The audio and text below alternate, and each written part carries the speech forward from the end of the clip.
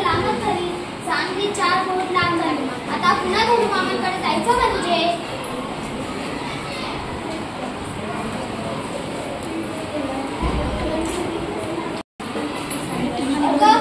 चला 4 बोट कमी करून टाका. घालतीस का?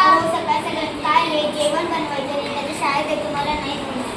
आता कुणाला सांगावं? सुबे आहे ना.